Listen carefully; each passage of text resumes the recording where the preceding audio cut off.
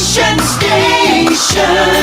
WTIM. Welcome in to the WTIM, your information station. My name is Tim Zalabak. Time now for the WTIM Morning Show. Let's thank our sponsors that make this all possible. People's Bank and Trust, they put people first. And Landmark of Taylorville, where you always do better at Landmark. I got the Master Gardeners in my studio today with the University of Illinois Extension. It's Janet Chavarro and Gwen Podesky. How are you guys doing today? Great. Good. Thank you so much for coming in the studio today. You guys got some cool programs to talk about. It's a specifically interesting time for gardening amongst the state with weather and what have you. So let's get right into it today. Some really cool events coming up like the Sensory Garden Tour. And tell me about this. This sounds like it's going to be really fun. Okay. A couple of our master gardeners have worked with the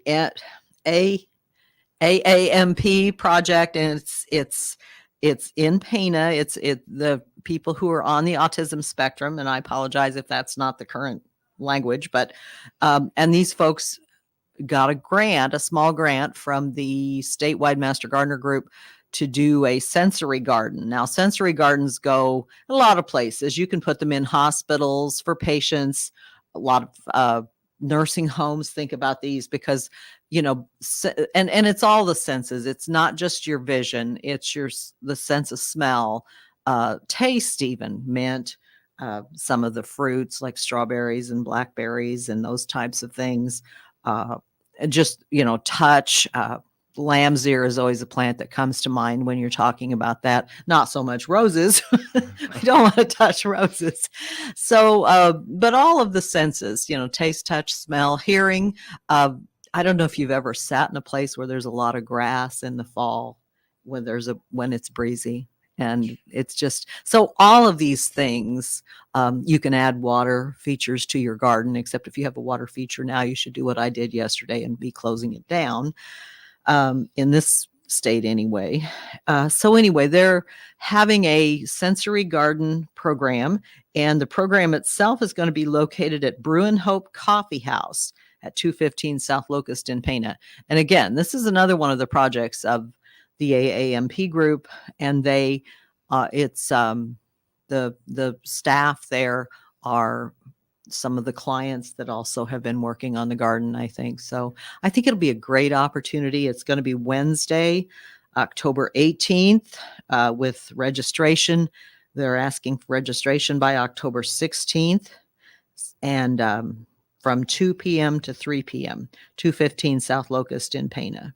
And they can either go online and register at go.illinois.edu/Christian Sensory Gardens, or they can call 217-287-7246. Perfect. All right. So, this sensory garden always sounds fun, and of course, relaxing day for many, especially with the AMP. I'm pretty sure it stands for Autism Movement Project. There's another A in them somewhere, but what a cool initiative that this is going to be. Of course, you mentioned all the senses that are going to be involved. The lamb's ear, I remember that sparked something in my mind. It's a really great feel of that. But this is going to be a really fun event for people that, just could struggle with, bright lights and loud sounds. Right. Especially at the Brew and Hope Coffee House. Is the garden on the site of the Brew and Hope Coffee House? I don't think so. Yeah. The garden is near the it's near the, is it train station, Janet? Or I believe so. Okay. It's near the one of the old train station areas, but it's I'm sure that Andrew will be sharing the location with that so people can stop and take a look. But it all gets started at the Brew and Hope Coffee House. Awesome. That sounds really fun. You can stop there and you can right. And I'm sure he'll be talking about the various, why you do these sensory gardens, and they're just pleasant. It's fun to go and walk through the garden. The picture on the flyer is a woman with some lavender, and all of those things that are known to, they stimulate various things, the relaxation, enjoyment, taste, sense of taste, anticipation, whatever. So I think it'll be fun. Sure. The sense of taste one always probably perks people's ears up. It's like, it's probably not good. We don't condone eat anything out in nature. I've been on a tree walk once, and you mentioned mint. Yes, there is one plant out there, and I would love you to give me the identification of this plant. Tastes like mint, and that's fun. What is that plant called? Spearmint. Okay.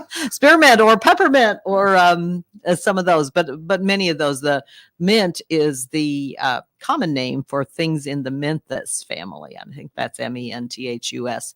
And all of those are going to be this stalks are usually four-sided, and they've all most of the time got some kind of fragrance associated with the foliage. I mean, most of us, when we think about taste, think about the fruit of a plant, but you can get plants, lettuce, mint, parsley is an interesting one. Parsley, interestingly enough, was a plant. You know why it's on your plate? Because it's a breath freshener. Oh. It's a natural breath freshener. No idea. If you chew it. Huh. So. Oh, there you go. I mean, it comes from nature, and I was thinking mint's definitely created by the corporations. No, mint is created by nature. So mint has nobody in the corporations could think that one up. Not at all. That's really awesome. So, and I mean, even things like they're the roots of plants. You think about sassafras. Many people dig sassafras roots and make brew tea and things out of those. So all parts of a plant can be edible and stimulate taste. Sure. or sense of smell too. So do not go out in the backyard and cook up whatever you find laying in the yard, of course. Right, There are exactly. particular ones out there that strike the sense, their senses. So the sensory garden happening October 18th, you said? October 18th. Awesome. And one more time, where can people go for registration for this? Go.illinois.edu/Christian Sensory Gardens, or they can call 217-287-7246. Perfect. Awesome. All right. That's the Sensory Garden tour. It's going to be out in Pana, the Brew and Hope Coffee House. It's going to be a really fun one. Sensory Gardens always sound very relaxing. Move on to our next little event here. It's going to be a tree walk and a little location change to Manners Park, which is such a great place to have it. Right. Tell us about this. Yeah. Okay. So we will be sharing with people some of the trees that are planted in Manners Park. Manners Park does have a fair number of oak trees especially, but you can also find things there that you don't typically find in the home landscape. They've got a lot of shagbark hickories. There is a chestnut tree there, complete with the little prickly casings. So those are there. And so there are going to be some other trees. Way back when our friend Barb Grabner Kearns lived in Taylorville with her husband Bill, and she was part of Trees Forever. They've planted some things, and we're going to probably talk a little bit about the trees that were planted on behalf of that group in Manners Park. There's a newer part of it over on one of the back loops that's called Perkins Park, I think. Awesome. So it was some land that was donated recently. Very cool. All right. This tree walk coming to Manners Park soon. Miss Chavarro, what do you hope people can take from a tree walk? Well, they can look and see what trees are planted and get some ideas for their own yard, whether they like an oak or a dogwood or what kind of trees there are. Yeah, because it's a good thing. It's always good to diversify your tree. I mean, we're talking about things like the emerald ash borer and those problems. Yeah. So what I love about these, you're probably going to be able to see these trees from different stages of their life. You're going to see what it looks like, freshly planted, as a teenager and fully grown. Manners Park has some pretty mature trees out there, it seems. What is the most common type of tree we're going to find out there at Manners Park? I would probably think one of the things that you don't see a lot of in the home landscape anymore are the white oaks. Manners Park has a number of white oaks. Now, the one thing you have to remember is the trees, as Janet said, are in very, all stages of maturity. And the mature trees are also sometimes on the downhill slide. And things like the drought of 2012 have taken its toll, and trees out there have a lot of trees have succumbed. So you'll see some trees in various stages. And that's sometimes a good thing to learn when a tree is no longer safe to have. You were sharing with us, Janet, that some friends had trees and they tried to save them, but sometimes it just does not happen. They had to be removed. Jeez. But, the white oak tree is our state tree. And oddly enough, but in school, I voted for that tree. Oh, were you one of the ones that got to vote? Well, yeah. That's cool. That's really neat. Voting on the Illinois State tree, you got to vote on? That was pretty fun. Wow, that was pretty cool. Right? I think a lot of Illinois state symbols are like that, but in the old days, they did more the old days. I'm sorry, Janet. That wasn't kind. Well, boy, she's going to be mad at me now. No. But anyway, and the other thing we're going to get a chance to see, maybe, hopefully, is some leaf color changes. This couple of weeks yet, or about 10 days. So we might get to see a chance for some of the chemistry that lies behind to kind of understand about the chemistry. The other thing I want to mention real quick is we are going to be giving away, if people want them, this urban tree ID guide. We also have these often at the farmers market tent. I think we had them throughout the summer, didn't we? Yes. And they are going to be there if folks would like to take one home. It gives you some ideas on, like I said, some of the characteristics of trees. Perfect. And that's going to be out at Manners Park. What day, what time? Saturday, October 21st from 2:00 until 4:00. And we're going to meet right by the Manners Park Dining Hall. Perfect. All right. We'll talk about a couple of great events and get started there. Coming from the Master Gardeners today. We're going to take our short little break right now. When we come back, we'll talk about some seasonal harvesting stuff, some weather changes, and when it's good to plant your bulbs. Of course, Master Gardeners are going to take us the rest of the way here. It's Tim Zalback here on the WTIM Morning Show. Don't go anywhere. We will be right back.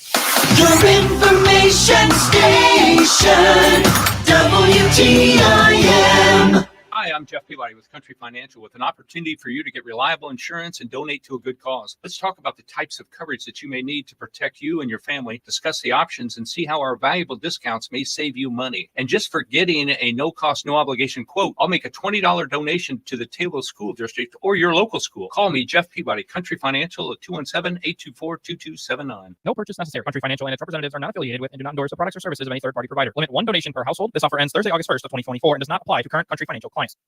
Dr. Emily Smith here with Taylorville Vision Source across from the high school to remind you of the importance of regular comprehensive eye exams. Did you know that those over age 60 are at more risk for conditions like glaucoma, and that glaucoma is only diagnosed through a comprehensive eye exam? Schedule an appointment with our friendly and caring professionals by calling 217-287-2020 today. That's 217-287-2020. Taylorville Vision Source, enhancing vision, enriching lives. The air is crisp, the nights are cooler, summer has come to an end. Even though your pool is closed for the season, you can still enjoy the outdoors and keep warm with a new fire pit from Southern Ledge Pools and Patios in Taylorville. Stop in today and select your fire pit and check out the new flavors of skinny syrups. Plus, get 10% off all spices. Entertain your guests this fall with all the best from Southern Ledge Pools and Patios in Taylorville, your outdoor fun creator. At Central Illinois Outdoors with me, Jared White, we want you to be a part of the program as well via the Archer's Alley Catch of the Week. Each week, we'll select one of your pictures submitted at centralillinoisoutdoors.com and invite you to tell your story of the great outdoors. We're looking for your kid's first catch or even your first big buck. There's a simple, easy form you can fill out on your phone or computer at centralillinoisoutdoors.com. Send us your story, send us your pic. centralillinoisoutdoors.com and the Catch of the Week, brought to you by Archer's Alley, North 22nd Street in Decatur. There's a new place in Taylorville to enjoy breakfast, lunch, or dinner, and their street is reopened. The all-new American Eagle Restaurant at 102 East Park is open 6 a.m. to 9 p.m. 7 days a week. Breakfast includes exquisite skillets, omelets with fresh veggies, and tasty Benedicts. The lunch menu offers lots of sandwiches, wraps, melts, paninis, and super sandwiches. The dinner menu at the all-new American Eagle Restaurant offers steak, pork, seafood, and stir-fry with lots of sides, desserts, and beverages. Check them out. The all-new American Eagle Restaurant, 102 East Park in Taylorville, and their street is reopened. CNB Bank and Trust has been helping open doors for Central Illinois farmers since 1854. Find out why they're among Illinois' top ag lenders by clicking their icon at TaylorvilleDailyNews.com. Member FDIC. Hi, I'm Bob Reddings of the Bob Reddings family of dealerships. See our huge inventory of about 2,000 vehicles by clicking on our ad at TaylorvilleDailyNews.com. Your information station, WTIM. Welcome back to the WTIM Morning Show. My name is Tim Zalback. Thank you so much to our live stream sponsors, People's Bank and Trust, where they put people first, and Landmark of Taylorville. You always do better at Landmark. I got the master gardeners in my studio today, Gwen Podesky and Janet Shavaro. We talked about some great events coming up. The Sensory Garden Tour happening on October 18th, and the Manners Park Tree Walk is October 21st, I believe, right? Ms. Smoker? That's right. Awesome. So we talked about some great events there. Make sure to head out to those when they happen. But now it's pretty much harvest season, or almost time to wrap up harvest season. What do the gardeners need to start thinking about next?